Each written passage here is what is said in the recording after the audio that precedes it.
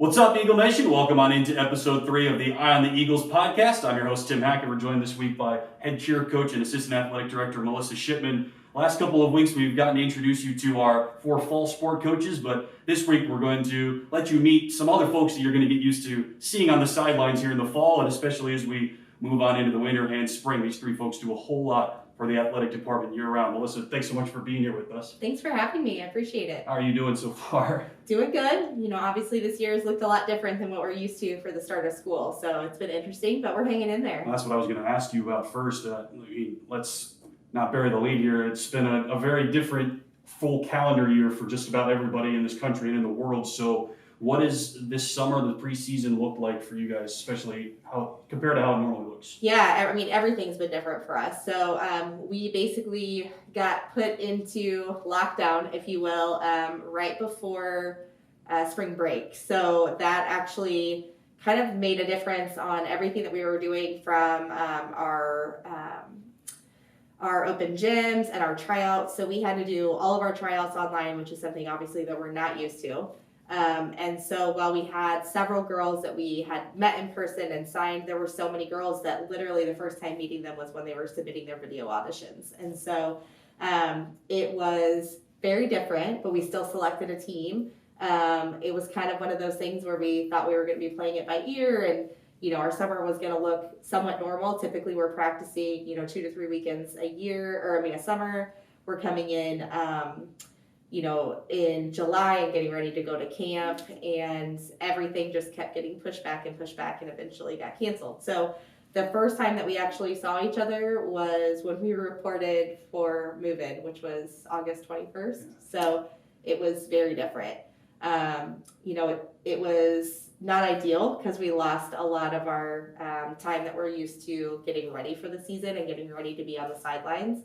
But we've just rolled with it, and obviously there's so many things that we can't control, so we're just trying to control what we can do, and that's trying to keep our kids as healthy as possible and keep them ready to participate whenever that time comes. After this weird summer we weren't really able to see each other for pretty much the entire season, what was it like when everybody was finally able to be there in person with each other for the first time? I mean, I think everybody would agree it was a little bit awkward because I was probably the only one that had been talking to everybody.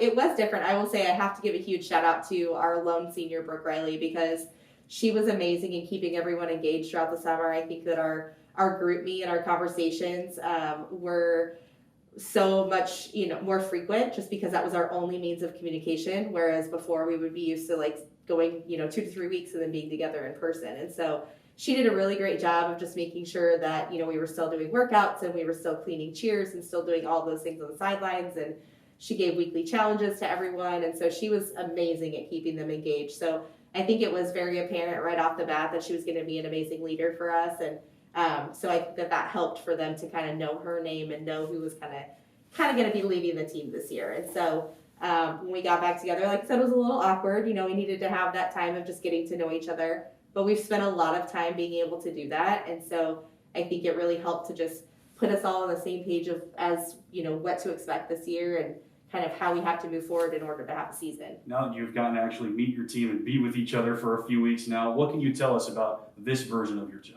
Avila cheer team? So it's exciting because it's a young team. So like I said, we only have one senior, and we have 10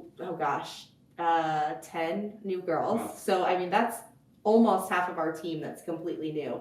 But I will tell you, man, this freshman class is something to be reckoned with. They're insanely talented. And so it's really fun to just watch them kind of jump into this and move into college cheer, because the worlds are completely different. And so I'm excited. I'm super excited. It's kind of one of those things we talk about, you get this team that you're super excited about, and then everything on the outside just looks completely different. So we're just trying to allow that excitement to just roll into every single practice and still keep moving forward, even though things are different. So, yeah, speaking of things looking different, what does the competition season look like for you this year? When do things get started? Yeah, so normally, as far as how it's starting, everything is pretty much the same. So normally we start right around homecoming time. As soon as homecoming's over, we're jumping right into national season. So typically we're competing in January around Martin Luther King weekend.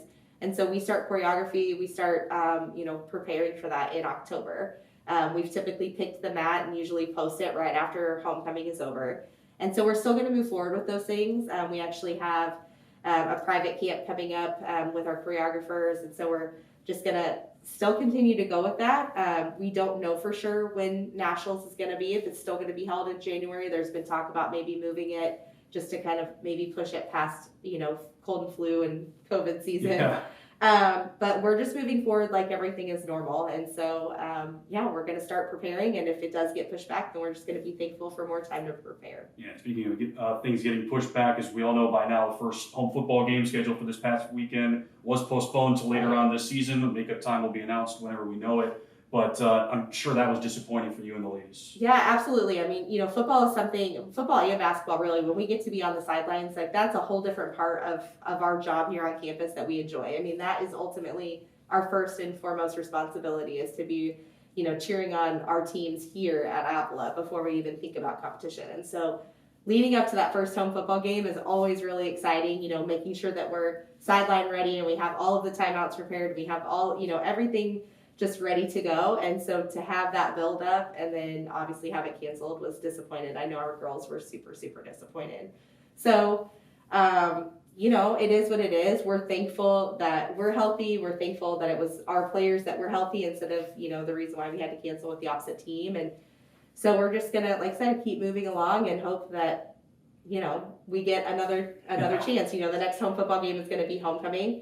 So that's going to be exciting. We're still going to have lots of things to do around that time. And so we're just looking forward to that. So talk about a way to kick off the home season, right? Yeah, absolutely. But we knew that this was going to be our year all throughout. And so all that we can do, I think it's important as an athletic department that we're all just looking out for each other and encouraging each other as much as possible. And obviously doing everything that we can to stay safe and healthy. And so we're just going to do our part to make sure that we're wearing our masks and social distancing as much as possible. Obviously that's difficult whenever we're actually doing our sport because we're a contact sport for sure. And so we just try to sanitize as much as we possibly can in between, all of the times whenever we switch groups or doing the things, we just try and be as cautious as we can as our way of looking out for the other sports that are here too. So when we actually start having home events coming up here soon, first home football game will be homecoming, like you mentioned. What can we expect to see? Are you planning anything new or different? What are you most looking forward to? Yeah, no, to be honest, we're really not doing anything different, but it does seem, for people maybe that haven't been to a football game in the last couple of years, they probably would see some things that are different just because we've really tried to focus on building traditions on the sidelines. And so obviously, our fight song just rolled out a couple of years ago, and so that's been really exciting. So you'll continue to see that. We've instilled kind of some traditional timeouts that you'll see, in between the quarters or when a timeout's called on the court. And so we're just going to continue with a lot of that just because we know that that's something that our students already know how to do and know how to participate in. And so we're just going to keep moving forward with that. We do have, some new crowd leading things that we do with large flags that we've purchased and some more signage and things like that just to kind of encourage the crowd to cheer along with us a little bit more. But other than that, we're just kind of continuing with what we want to build on, which is the traditions that we started a few years ago. So, and speaking of tradition, this is a milestone year for the program. This is the 20th year of Avila cheer, dance, and football, right? Absolutely, yeah. So it's super exciting, and it's great because it's a really great way for us to get our alumni involved. I mean, I say it all the time. I personally think that we have the best alumni out there. Our alumni are super involved in everything that we do. I mean, it is rare that you don't see at least 5 to 6 alumni making a trip to nationals with us, or 5 to 6 of them on every single sideline at a football game or things like that. We just have such great involvement and engagement from our alumni, and we honestly could not do this without all of their support, whether it be through fundraising or just coming to all of our events whenever. Whether it be a football game or when we're preparing for nationals. I even have times whenever alumni will come in and run my practices for me. And so I just think it's so great for us to be able to learn from the legacy of this program that we've built. And we've grown so much from when we started. The very first years, it was cheer and dance together. And so we're thankful that Cindy had the vision that she did, and so that it worked through being able to build two incredibly strong and successful programs. And so we just are grateful that we have alumni that want to continue that and just push us to continue being better. So it's going to be really fun. We have a lot of events coming up that, are going to be centered around homecoming or centered around whenever we do have our national send-off. And so we're just excited to have alumni back on campus and celebrate that for sure. It's awesome that you've been able to build and cultivate that network of alumni that has now lasted for so long because this is the 20th year and you've got people that come back in. It's just a testament to how strong of a program that you guys have built. Thank you. Yeah, it's been really great. Obviously we have both programs have a national championship team and both programs have Hall of Fame team. And so it's really fun to just, again, be able to see let our younger athletes learn from those that have come before them, if you will. So it's great to have that engagement. Well, Melissa, we're excited to see you guys add to that legacy this year. We're hopefully going to get that started up soon at the first home football game coming up later on next month. So thanks a lot for being here. We appreciate your time. Thank you for having me. I appreciate it. Welcome back to episode 3 of Eye on the Eagles. I'm your host, Tim Hackett. We're joined by Avila head strength and conditioning coach Brian Ciolek. Coach C, thanks for being here. Thank you. I appreciate the invitation. Well, we're excited to have you. You do a lot of stuff around the school, off season and on. It doesn't really matter. You are a busy man, so thanks for being with us. Let's start. Let's not hide things. This has been a crazy year for everybody. So how did your summer change compared to usual? What have you had to do differently this year because of everything that's going on? Yeah, we approached it back in mid-May. We wanted to make sure that we were out front. We knew that local gyms would be opening. We wanted to make sure that we provided a safe venue because we weren't sure what the local gyms would actually be doing standard-wise. So we made sure that we reached out to the institution, got in connection to the advisory board on what protocols we were going to follow. We made actually a significant amount of the protocol recommendations between strength conditioning and athletic training, what we thought were best guidelines. Started off initially with only allowing six athletes in at a time, one every other rack. That way they were spaced more than 12 feet apart. As we showed success and not any other contaminations, we went to allowing one person per rack, still following all of our cleaning procedures and stuff like that. And now at this point, we're actually up to 24 athletes per session, so 2 per rack. That's about the max that we can get in safety-wise and still monitoring social distance. And that still allows us to track exactly who's in, who are they lifting with, just in case there were any outbreaks so that we could monitor it. You guys have been planning for this stuff since May? Yes. Yeah. It's been a very, very long process with a lot of flexibility and a lot of communication having to happen. And I'm sure that planning process continues.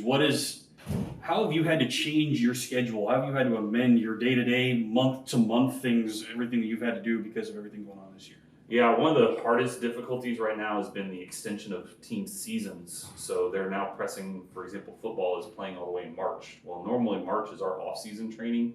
We would normally be getting ready to do some of our first maxes at that point. And now I have to keep them in a continued athletic performance state all that time. Or better yet, we're going to decrease them in November, bring them back up in January, try to maintain for a couple months, bring them back down again, bring them back up for national championships if we qualify. And so the entire season being extended has been a significant challenge with that. How do you approach that? Because like you said, it's different from normal. There is no real off season, at least not at the time that the athletes and the coaches are used to. So you've got to try to do that, the tapering off and then go right back on. Like you said, how do you approach that? There's been a lot of discussions amongst the strength and conditioning community nationwide. We do a lot of social media connections with us, sharing ideas. A lot of it's coming off of the detraining that happened. A lot of our athletes have not had access to stuff. So we're starting with extremely remedial programs, building them back up. And then if there is an outbreak and they're shut down for a couple more weeks, how do we bring them back into that process again? Because that's another challenge. And that's not taking into account any of the other possible risks of cardiovascular challenges that they come with recovering from COVID or something like that. I don't even think we know what all those long-term effects could be yet. Yeah, right? a lot of that stuff is still coming out, and I think it said the Big Ten's a good example. We're doing EKG assessments for heart damage and stuff like that. We won't know that stuff for a long time. So a lot of it is waiting until the research comes out and then adjusting as it does. Well, on a more positive note, what are some of the things that you are looking forward to here for 2020? What are some of the new things that you're looking forward to? Yeah, the The first thing is that for the first time, we have a graduate assistant. So we were able to bring on Derek Woody as a graduate assistant strength and conditioning coach. He is from Cal State Fullerton, and then he did his internship at Metropolitan State in Denver. So him being a resource has been excellent. It allows us to one, cover weight room a lot better, which for a safety standpoint is huge. When you could have 24 or in our normal busy season, 48 athletes in there, you need an extra set of eyes. It gives us the ability for one of us to be in the weight room, one of us to go out to conditioning, so now we can offer more types of training. And it's just another set of eyes. I think he brings a different perspective to a lot of different training, and so it's good having a second input. So that's great that he's on staff. I'm really excited about him being here. And then the other thing is that we have finally, after a couple of years, I've been pushing for velocity-based training devices to be implemented. We've paired with Rep One, which is a really, really up-and-coming company. They're providing us with software for us to be able to program everything. All of our iPads are now mounted at each rack. They can see exactly what their workouts are, and then the devices measure how fast they actually do every exercise. As I manipulate that, they're able to determine what is their power output. And if we're chasing power output, that's probably a better correlation to field performance than just chasing strength. So it allows for us to do that. We're pairing up with kinesiology education side, and we're doing a lot of research, whether it's validation research or other ideas that we're looking at, repetitive jump fatiguing indexes to see if we can predict risk of soft tissue injuries, and therefore we'll be gathering that data from athletic training. So it's a very holistic approach that will carry over years and years from now. You said you've been hoping for something like this. You've been stumping for a while now. Why is that? Why have you been focused on getting velocity-based training into your regimen? So it's been around for since 2010, and most of the Division I schools already have it, or at least there's a significant portion. But the NAI level, it's extremely scarce. Even in the KCAC, I only know of 3 institutions that are even implementing it. Our previous conference, I don't know of anybody in that. So, in this region, I can probably name off maybe 5 schools that are actually doing that right now. So it kind of makes us stand out as unique. And then once again, I think that it's a better thing to focus on a power output index as a way to challenge the athlete, make the weight room competitive if we're scoring them on that, instead of just focusing on the classicals of let's just get stronger. Sure. Let's actually use something that they're going to use on the court or on the field. It's early days yet, obviously, but have you seen any sort of good results so far? Any tangible things that you can actually turn into teaching points? So at this point, our data is still being collected. So we don't have a lot of data points, but the positive is the athlete's reaction to it. They like that instant feedback. They like knowing that they're actually moving at the correct speeds, or many times they're always trying to beat the actual iPad software so that they're getting a better score. And so therefore it's creating that competitive drive that athletes like in a weight room, and it's reinforcing that process. So that's positive no matter what. Anytime someone wants to train harder just because of a quantitative value is beneficial. Long term, as we're able to collect that data and do comparison, that's when they'll actually be able to see the true effects of the training. Your department is unique because we're right in the thick of fall sports season now. Football, soccer, volleyball, gearing up for basketball, cheer and dance in the winter. But it's the on season for them. But your schedule month to month, year round is a little bit different than that, right? Yeah, the way strength conditioning works is that our busiest time period is actually the off season. So when most of the coaches are gearing down out of season, that's when we're taking their teams on and ramping up their training. So for example, football is in a maintenance mode right now. We will focus on them in a normal year, training successively harder during Christmas and all the way through summer.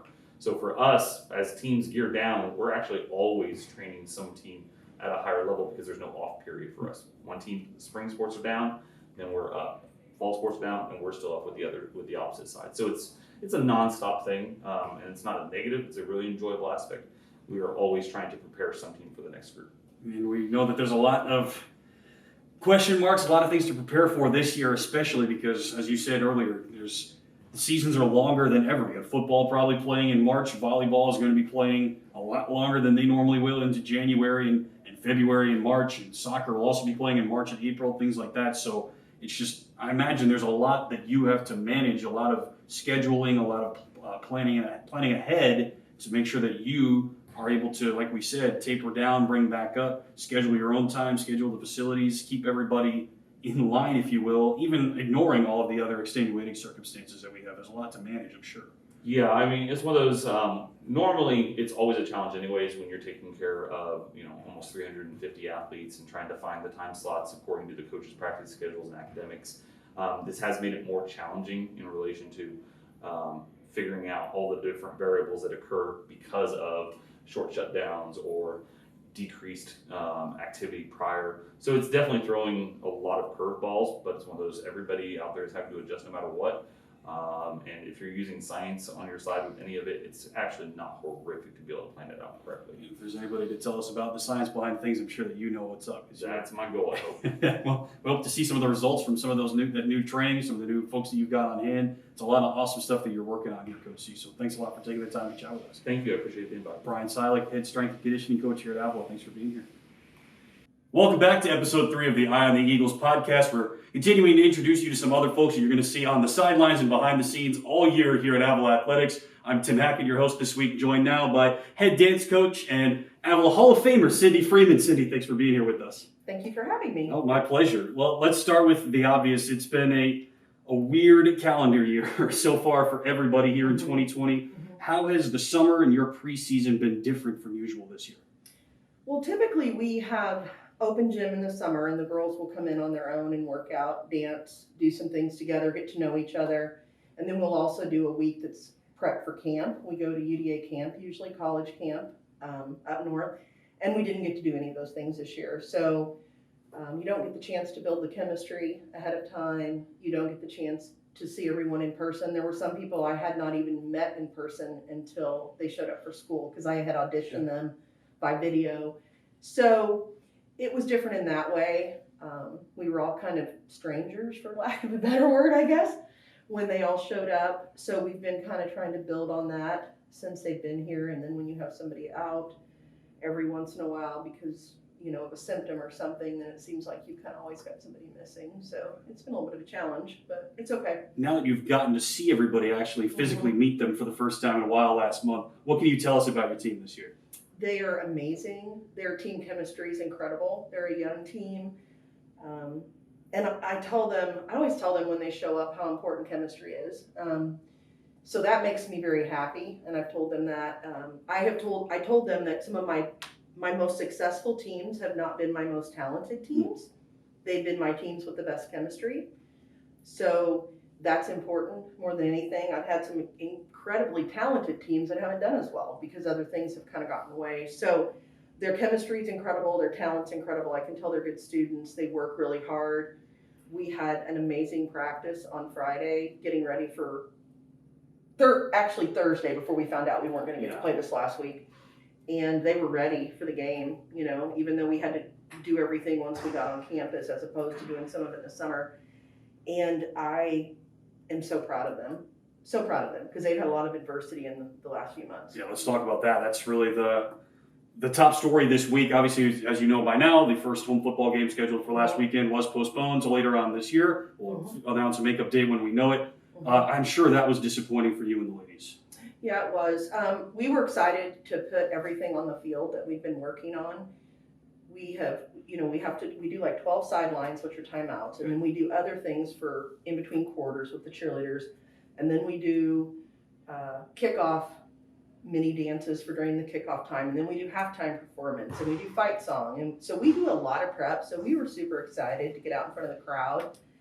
And we put a lot of thought into how we were going to be on the field as compared to years past because of the way the field setup was. And we were out on the field actually Thursday practicing after football got done. And so we were really excited. So it was a letdown, but we also know that we have to be ready for anything right now, and we have to be adaptable. So it's okay. And there will be plenty more home games coming up this year. Right. I mean, we'll cross our fingers a little bit, I guess, right? That's But right. we're at least expecting there will be some later on here in 2020. So For sure. when we actually get to those, what can we expect? Have you been working on anything new this year? Yes, normally we bring material home from the camp that we attend, and then those are our halftime performances.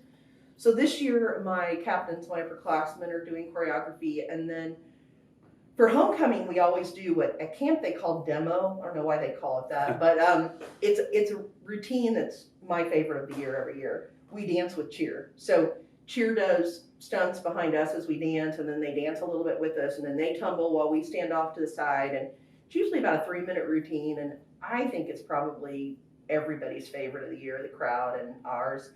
And so since we didn't get to do this week's dance, we're gonna postpone it until after homecoming. And so now we're getting ready for the homecoming dance, and I'm actually gonna be working on some music and trying to pick some things out today at practice and get that cut. We're gonna actually throw it back because of our 20-year anniversary. Yeah. And when I started everything, it was 1999, so we've got some music from 99, 2000. That's- We're gonna mix something I up. like it. So yeah. So I'm excited. Hopefully all these young ladies have heard all the songs. Yeah, exactly. Yeah. But yeah, that's what we're gonna do. We're gonna throw it back. So anyway. Well, discovery is an important part of the Yeah, acquisition yeah. of new I music. don't know some of them. I hopefully. I'm sure you guys will at least turn it into a good performance, Yeah, even if we it's the will. first It'll time be they've fun. heard it. Yeah, it'll be fun. On that note, actually, you mentioned it's a milestone year this year, the 20th year of Avila Cheer Dance and Football, right? Mhm. That's a pretty cool hallmark for somebody that, and Mhm. you've been a part of it from the beginning. Mm-hmm.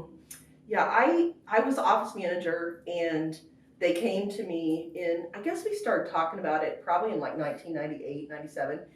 They said, would you start a spirit squad? And I'm like, wow, yeah, I'm honored you're asking, but that's quite a feat, Sure. from the ground up. So I was actually still a student here at the time, and I was in an algebra class, and I met who is currently one of my best friends now, but her name's Raquel, and she was a Chiefs cheerleader at the time, and she helped me start the program. Oh, So cool. she came on board and coached with me for a long time. And the first year, we had a few people who were cheerleaders that wanted to do it, so we kind of did a combined squad.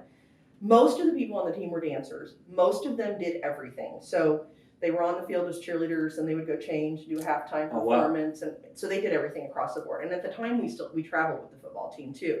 So it was a lot different than it is now. Sure. But anyway, so Raquel and I started it, and Sister Marie, who was the VP of Academic Affairs at the time, and she was over enrollment, she had a target. She said, let's try to have 8 kids on the first team. Well, we had 16. Wow. Yeah, so it was exciting, and it's just kind of blossomed from there. And then the next year we split to dance and cheer, and I just coach dance because that's where my love lies. Sure. But yeah, so that's how it kind of all started, and it's just been a heck of a ride ever since. Aside from the sidelines and all the stuff that you guys do during football games at home, what does competition season look like? Especially this year, because I imagine things are maybe a little bit up in the air.